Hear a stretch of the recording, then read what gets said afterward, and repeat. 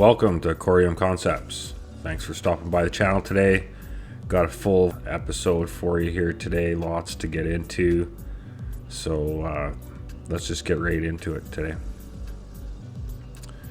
Just over 2 weeks, 14 days, 22 hours to Coronova. This is announced that Wendy O will be attending the Coronova event. So that's good to see.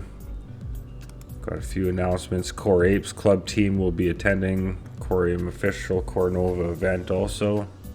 Tony Edwards, the Thinking Crypto podcast, will be attending Coronova also. So that's going to be exciting. I'd like to say hello to him while I'm there for sure. Watch his channel a lot. Tons of great interviews. He has such great guests on his program all the time. So it's exciting to see the list of people starting to be announced who's all going to be there. And if you're not on the list to get there, you still have a chance. A couple giveaways here. Viber Finance, I stumbled across this and I thought I would share it out to the community here. Celebrate Coreum official mainnet launch. We're giving away a Pass Plus One to their Coronova event, gifted to us by the Core community. So to enter, you just gotta come to their Twitter page here, follow a few steps, and you'll be entered to win past Coronova. And then also Coreum official also has a contest, win one full access VIP ticket to Coronova. Follow Coreum official, retweet this post with the Coreum hashtag, tag 2 influencers, celebrities, or leaders you're hoping to see there. It's an exclusive opportunity to experience the mainnet launch. So there you go, guys. Good luck. Hope to see you all there. And CoinHolder put out a good reminder here that 2 weeks away, it's coming quick. Who's ready for the most anticipated airdrop on the XRPL? The airdrops for XCore and Coreum stand out as notably substantial in terms of the amount being distributed. Don't miss out. So for the core holders, 100 million Coreum going to be airdropped. Snapshots March 24th, 4 a.m. UTC. And it's distributed in 4 equal drops in 2023, April, June, August, and November. Sologenic, you're going to get dropped 25 million XCore. Strike price of $10 US. So that's worth an option value of $250 million US potentially. Snapshots same time, 24th of March, 4 a.m. UTC. And that airdrop gets distributed 100% May 15th, 2023. And XRP also 25 million XCore.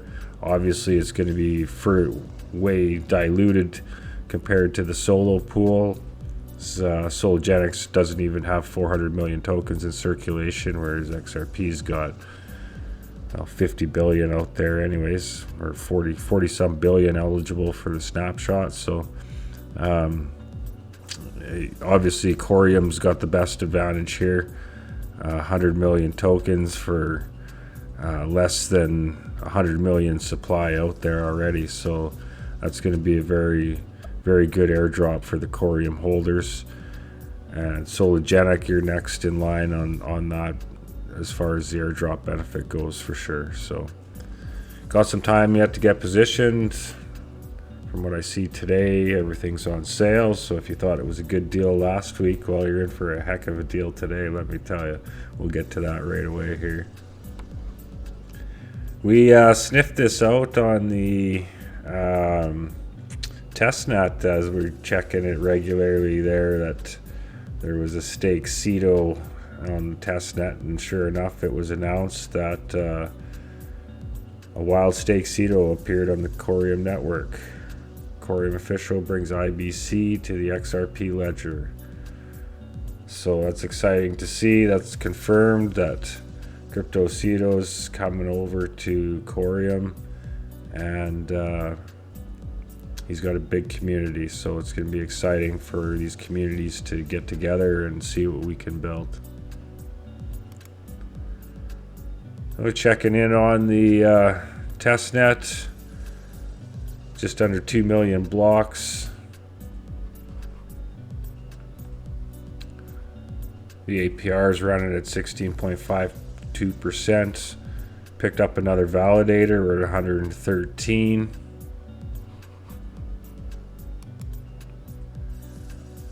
And I just thought as it gets nearer, we should maybe go through. The white paper was updated in February, so maybe some of you haven't seen it or heard about it yet. But one thing I liked out of it that I thought I'd talk about today is the decentralized exchange. The decentralized exchange is a native built-in exchange functionality within the Coreum blockchain. Although by using smart contracts it is possible to achieve swapping or trading, Coreum aims to build this feature directly into the blockchain core system to allow for a low fee, secure and fast trading activity with support for all modern trading features. The DEX can facilitate the trading of any issued asset as well as core within its function. Users of the blockchain can choose any asset as a base and quote pairs, and a market will automatically be created for such pairs. The DEX features a fully functional native order book. The decentralized exchange will be based on an on-demand order book, meaning it allows users to create orders in any possible pair. An order consists of a currency pair, direction, execution price, size, and additional conditions for execution and closing.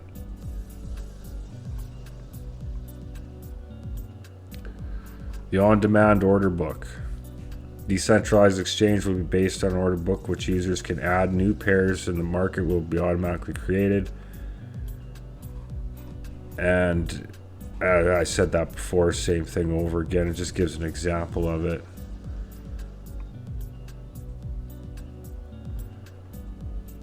(7.2) Direct and indirect order matching. In order to fulfill and execute an order, a matching order with the same or better price must exist in the opposite direction of the order. For example, if one wants to buy 1 Bitcoin for 24,000 USD, then there must exist an opposite order for selling 1 Bitcoin for 24,000 USD or less. This is called a direct order matching. An indirect order matching means that orders from an intermediary pair will be used to fulfill that order. In the previous example, let's say that there does not exist an order for selling 1 Bitcoin for 24,000 USD or less, but there exist 2 orders in 2 different pairs, selling 1 core for 240 USD and another order selling 10 core for 1 Bitcoin. These 3 orders from 3 different pairs can be matched to fulfill all 3 in a single execution. Coreum will support indirect order matching using only core as an intermediary asset, which means for each order ABC to XYZ, Coreum will check ABC core and core XYZ to see if it can indirectly match the order.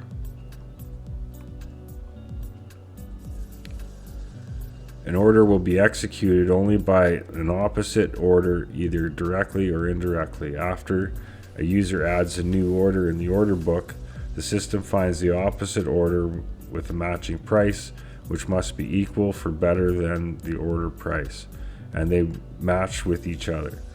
Then users receive funds in the amount calculated from their orders. When the 2 orders match, they will be executed by the price of the order that was created earlier. Basically, there are 2 main types of orders, which are the backbone of any order book: market orders and limit orders.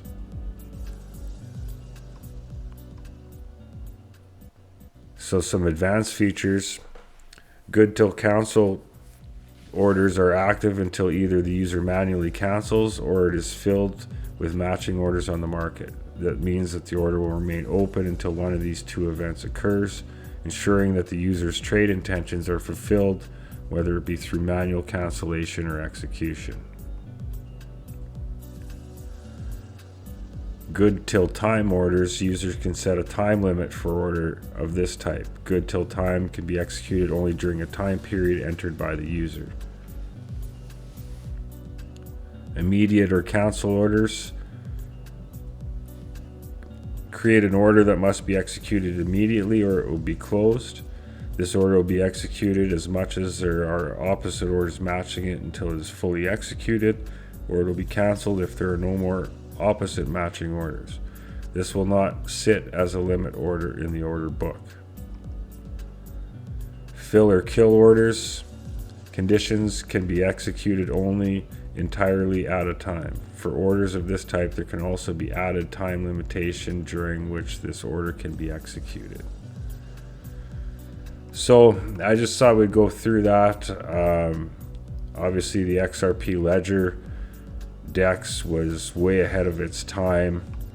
Sologenic was obviously the one who capitalized and built on it in a bigger and better way than anybody else to date, and they created Coreum to improve on that. So there's a few things that you can clearly see that they've taken from the XRP ledger as strong points, like the built-in DEX and trust lines and technologies like that make the XRP ledger so strong and so fast, and after all these years still a main blockchain, one of the main blockchains. So I find this really interesting, so I just thought I would share it. I'll maybe dive into a little bit more each day as the mainnet grows close to let everybody know what we're getting involved with here if you haven't figured it out already.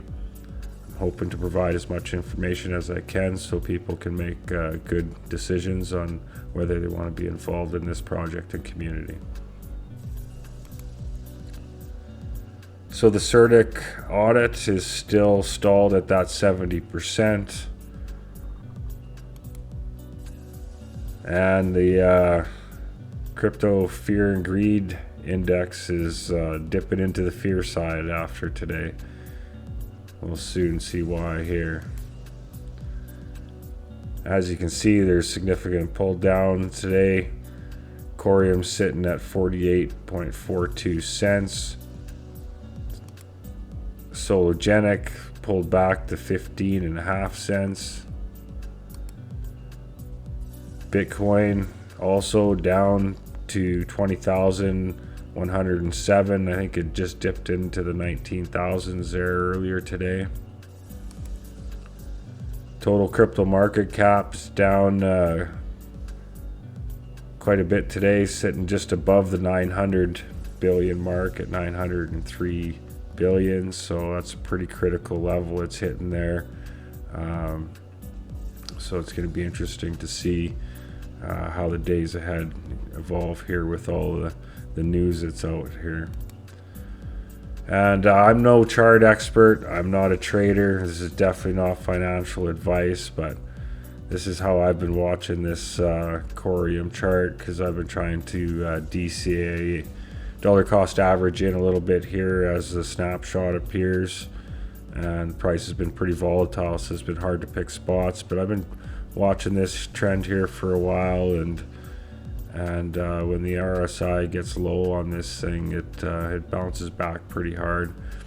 As 200% gain back down here when we were down at this low of the RSI, and that one is I think about 140% gain. So just a little spot that caught my eye in the chart. It hit my target. I've been waiting for 46.5 cents for quite a while, all up in here.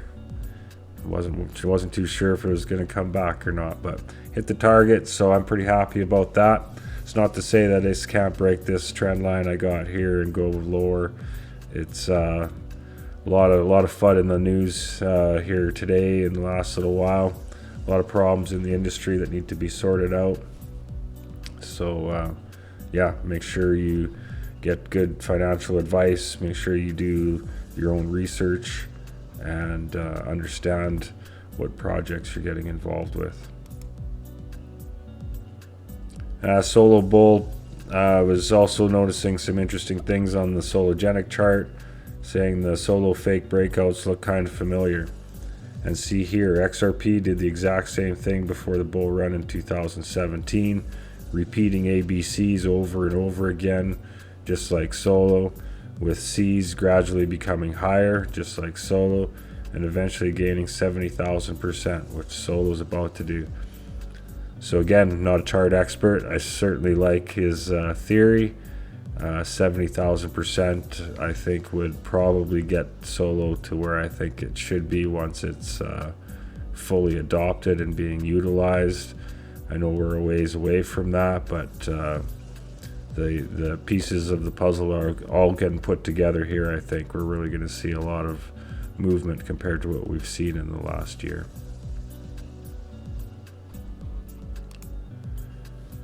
The Manarino market risk indicators pulled back quite a bit today. It was at the 260 area to start the day. It's pulled back to 250.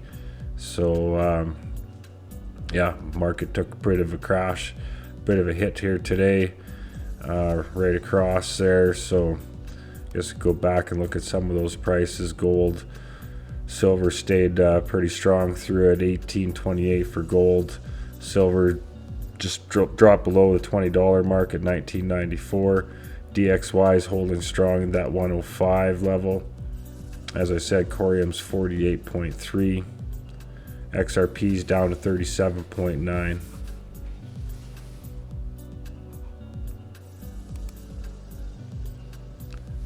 So there's lots of FUD in the news. This was one thing today that came up that certainly didn't help. All the bad news is HBAR deposits and withdrawals disabled at Uphold. It's a new incident they're investigating. HBAR has decided to temporarily shut down network activity while they investigate the incident. So yeah, it's I've tried listening on some Twitter space to see if there's been any real definite on what happened or what the impact is. So far it's still just being looked into, and no official release has been stated that I've heard yet.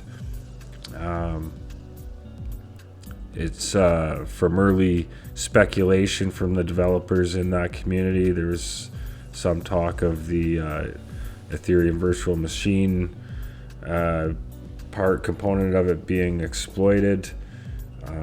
Not too sure, definitely don't understand it, not a techie, but I do know that the smart token technology, in my opinion, is supposed to alleviate those vulnerabilities. So it's interesting. It's going to be interesting to learn what actually happened in that situation and what can be done about it to prevent it in the future. And some more bad news is KuCoin is being sued by New York's Attorney General. Word is the SEC is about to take them down. A war on crypto.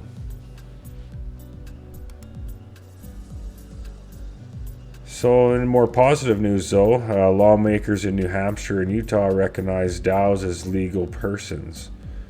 So that's I think very good news. It's going to limit some liability and risk to participants and investors in the DAOs. So yeah, very interesting. I encourage you to look into that further if you're participating or building DAOs. And Swift posted exciting news. Our CBDC sandbox tests with 18 central and commercial banks showed clear value in our solution to enable interoperability with CBDC networks and existing systems for cross-border payments.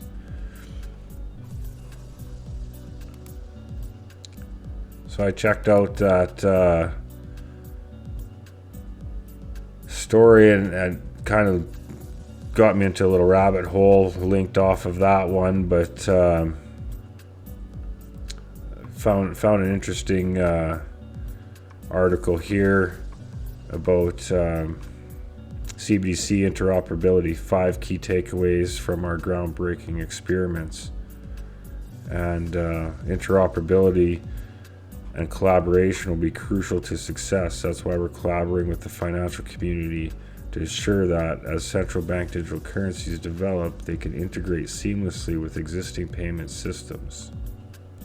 We recently ran groundbreaking set of experiments that paved the way for use of CBDCs across borders. To help get you up to speed, they've pulled together 5 key things you need to know about this pioneering work. So CBDCs are gaining strong momentum. 9 in 10 central banks worldwide are exploring CBDCs.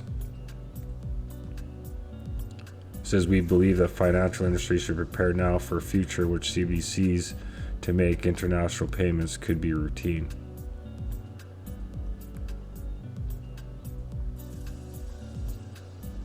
The CBDC landscape could become fragmented globally.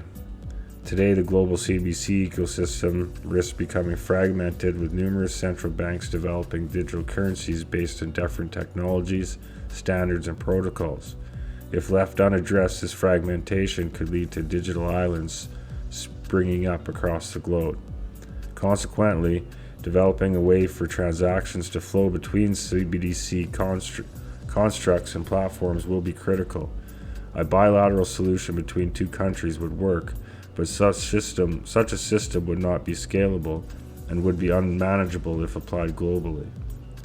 A multilateral interoperability mechanism is therefore needed to connect up CBDC networks and existing payment systems globally, and thus enable CBDC transactions to flow across borders in a seamless and frictionless way. And that's what I'm hoping that Coreum is going to be able to do.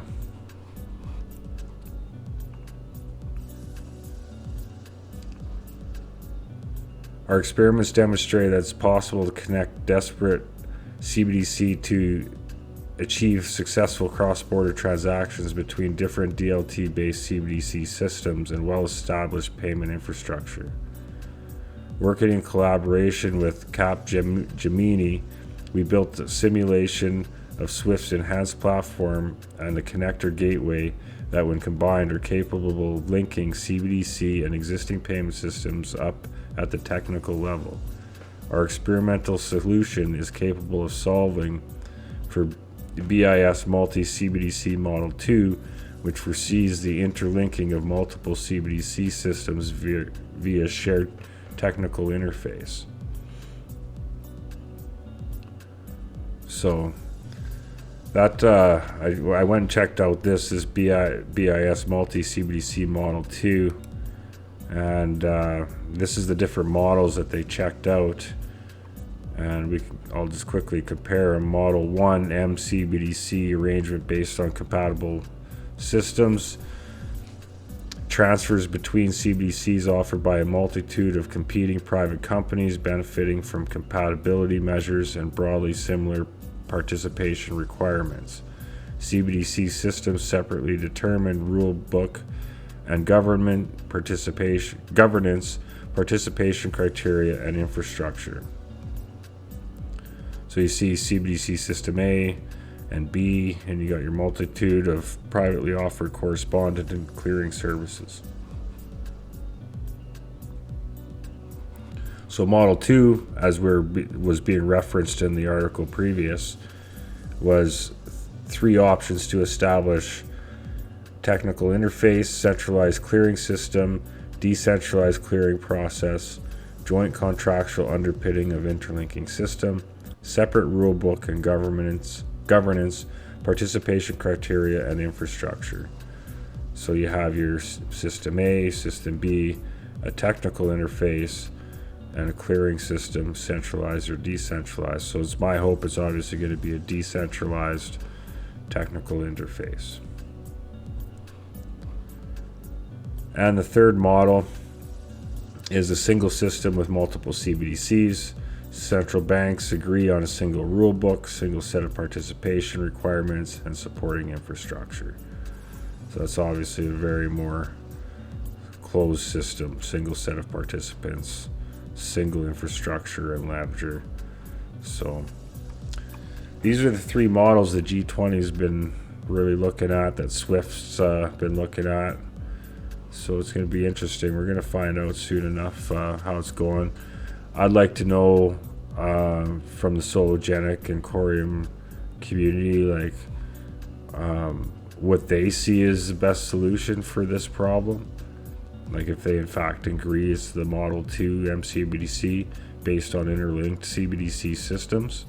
You know, again, that my mind says that like Coreum's the hub of all those linked systems. But there's part of me that, you know, you can also look at it this way on the Model 3, where you have a single infrastructure and ledger. But to me, Coreum is more suited to this model. You know, maybe the XRP-L is more suited to that model. I don't know. I'd like to know what you guys think about it in the comments. So I'll leave a link in the description to this below. It's a pretty interesting read if you're, I guess, interested in reading these kind of things. That's how my brain works, I guess. That's what happens when you don't watch TV. So yeah, I don't know. I just thought it was interesting. Thought I'd share with the community. Curious to know what you guys think in the comments below. Favio tweeted out, what kind of projects do you want to see using the Sologenic NFT SDK? And, you know, metaverse, eShops, property mints, gaming dApps, wallets. I'd like to see a little bit more on the eShops. I just know, just because I've been looking into it, I mentioned here shortly, I got some stickers made up for Coreum Concepts channel here, and working on a few other things, and that's kind of one of the problems I'm trying to solve in my head right now, is how to do all that, get that information out. Obviously I want to have it as simple as possible, and for both user and for me. Don't really want to get into the running a store business, really. I kind of like sharing my story on YouTube with you guys. But anyways, yeah, I just thought it's neat that he put this out. You guys have any ideas, you know, get them out there, talk about them. Maybe, you know, somebody in the community can help get your idea onto paper or into a developer's hand or something like that. The grants programs are available, so now's the time to be building. So, and as I said, for those that have asked, stickers have arrived just in time for my Coronova road trip. And HQ, one of my longtime followers and supporters, I already got your information. I'm going to be sending you some here next week when I come off the mountain again. Thank you for your support. Thanks for your push to get some stickers made up. So here they are. Hope you like them. It's going to be a special perk that comes along with it. So more on that later.